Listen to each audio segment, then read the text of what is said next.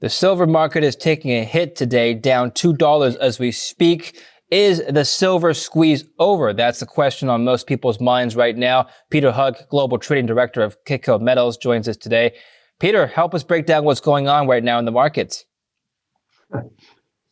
Well, it started, obviously it started last Wednesday with the first Reddit post that they were trying to mobilize retail investors to try to squeeze the silver market. And they managed by Friday close to get the market up around $2 from Wednesday's close. And then I think they came up with another strategy that if they hit the dealers on the weekend when the markets were closed, the dealers would be forced to cover on Sunday night and move the market higher. And if you recall our conversation from Friday, I suggested that might work and might take silver up, to $30, maybe 32. We got to 30. Subsequently, yesterday when the market opened, we gave back approximately $1.50, and this morning we gave back another $1.50. And we're sitting in the mid 26s, which is still about $1 higher than it was last Wednesday when this first started. But the market has definitely softened back down. Again, as I warned on Friday, it's one thing buying silver at 27 if you're a medium to long-term investor, because I'm still, from a macro perspective, bullish silver in 2021. From a trading perspective, much along the lines of GameStop, great if you got in at 20 and sold it at 550. Not very nice if you got in at 550 and it's now sitting at 200. Now, what the problem is here is what this caused by this surge of retail demand was it literally wiped out small inventories of silver in the coin and in the bar market over the weekend. I mean, literally every dealer that was on the list sold their entire silver inventory.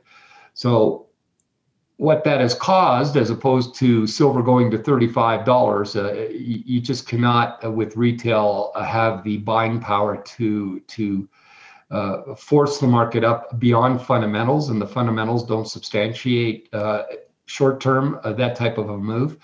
What that did, though, was it wiped out the silver inventories. Now there are no silver inventories of small investment bars on the market.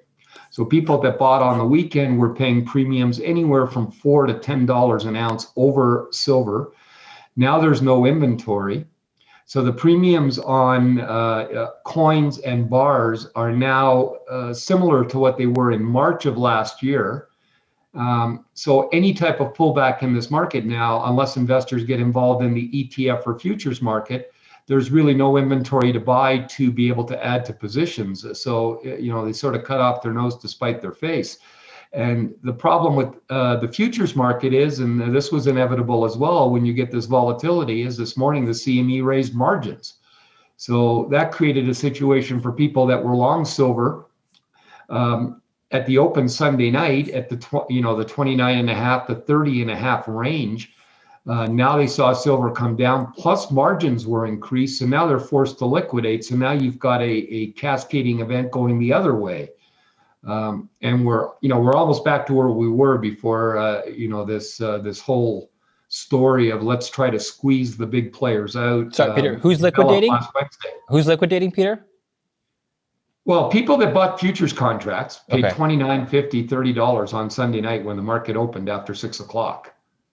Had normal margin requirements, or the margin requirements that were in place on Sunday. This morning, the CME raised those margins. So you're hit with a double whammy if you were long silver at 30. First of all, you have a loss because silver's now trading south of 27. But now the margin requirements have gone up. So when you meet margin, you have to pay double the margin to keep your position alive. And a lot of medium, smaller investors that got involved in the futures markets just can't afford to come up with that kind of a margin call. So you have liquidations going into the market, and it's causing a cascading effect to the downside. Yeah. Okay. Let's talk about that in just a minute. I want to go back to the inventory side for just a bit. Now, on Sunday, I know you were swamped. I tried to get a hold of you. You weren't even available for a comment because you were just so busy. One of the questions I got from viewers, this is a fair question, is for the dealers, instead of filling in orders after the fact or backordering backdating orders or perhaps rejecting orders altogether, why not just raise the premium? Why not just raise the price? They did. Premiums went way up on the weekend. All the Okay. dealers adjusted their premiums based on their book because their books were going short throughout the whole weekend and premiums were going higher. Right. But then, And they still sold out, you said, even yeah, despite. I think, again, I can't be exact because all the dealers were different on this, but, sometime early Sunday morning, almost every dealer had posted something on their site that they were no longer taking silver orders.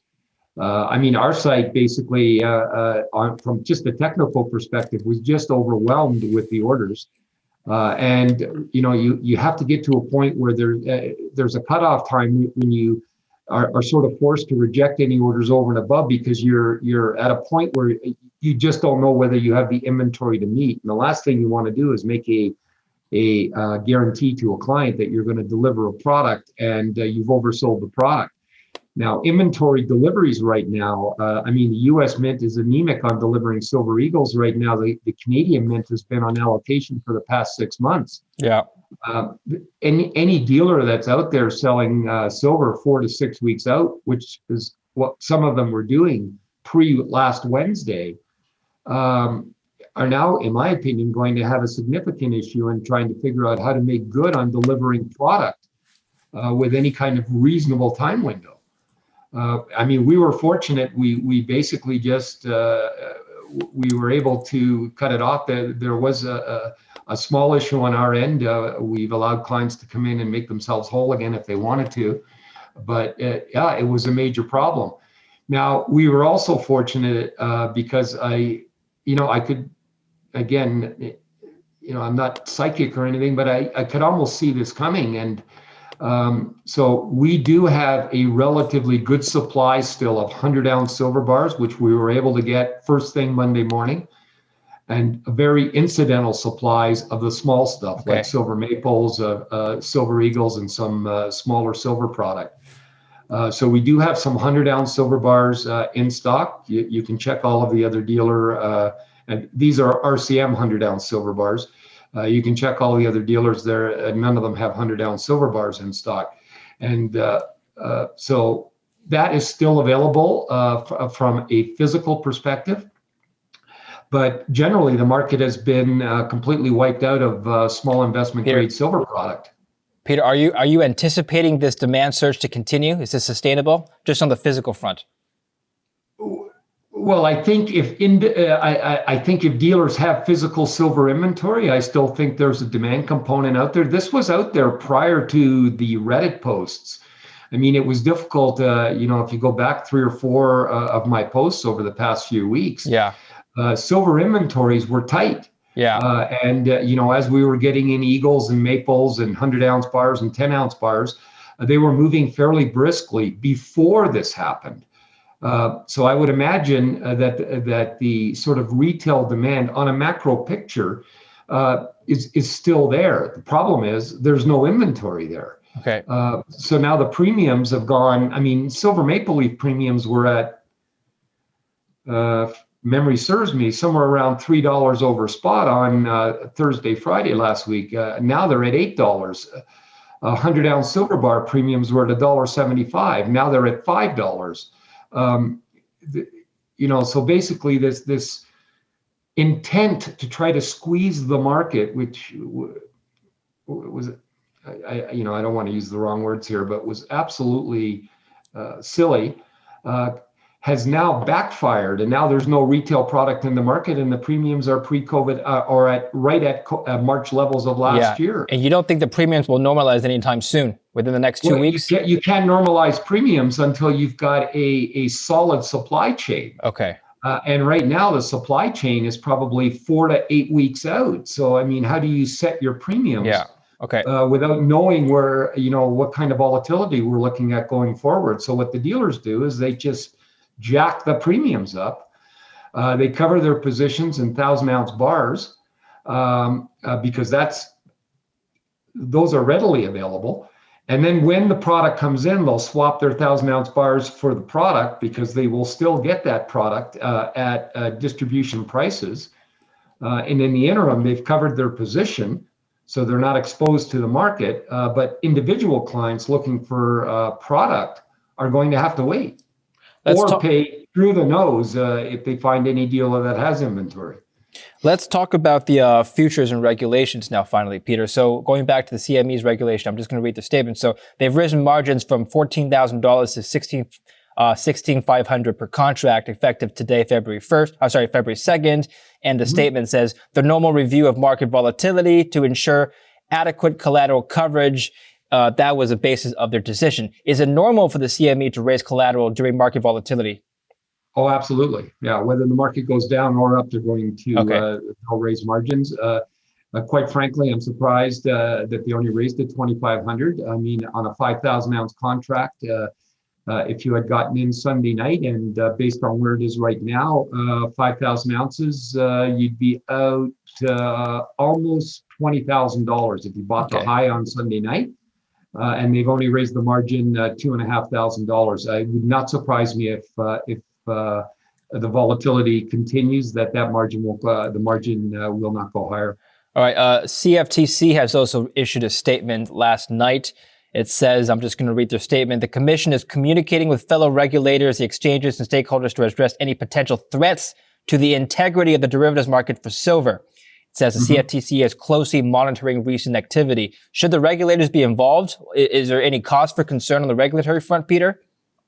It's. I don't think they're worried about something untoward from a trading perspective in the futures market. I think what they're worried about is somebody that's got it's almost like the Robin Hood type of thing, where clients have got significant positions with their brokers on the futures contract, and today there is going to be a significant margin call.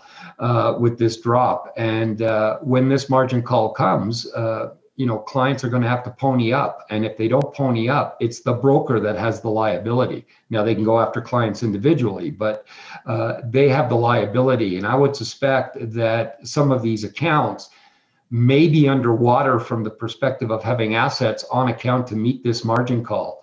Again, just on 5,000 ounces of silver, if you got in at the top, you'd be out almost $20,000 on that trade. So you can imagine if you multiply that by increments of 500, 1,000, or 5,000 contracts, there's a significant loss in this market. And if the clients don't have collateral with the broker, or the broker has access to cash, the broker is going to be on the line to meet that margin call with the CME when they come out this afternoon. So from that perspective, I can understand why the regulators might be concerned. I think it's nothing to panic over yet, but it is a concern from a liquidity perspective. Okay, final question now, Peter. We've already seen silver go down $2 today. Do you have any more anticipations of where it could go short term? What's next? I like silver. I mean, I told you guys at 25.50, I like silver. I like the macro picture. I think, whether the Biden gets the Republican support or not, he is going to put through this package. And given his Green Deal package, everything from a macro picture going forward in 2021. And then if you add in the possibility that, these vaccines really get the economy going again, and then inflation starts to pick up second half of this year, I am, from a macro perspective, still very constructive to metals. Short term, will we see a 25 handle? Absolutely possible. But if you are an investor and you have not engaged in this market and you want a portion of your assets in precious metals, the mid 25s I still think are a good value for silver, and certainly gold in sort of the 1800, 1850 level is certainly a place where I would add to my position. Peter, thanks so much for coming in with your updates. Appreciate it. Thanks a lot, and good luck to everyone. Yeah, thank you.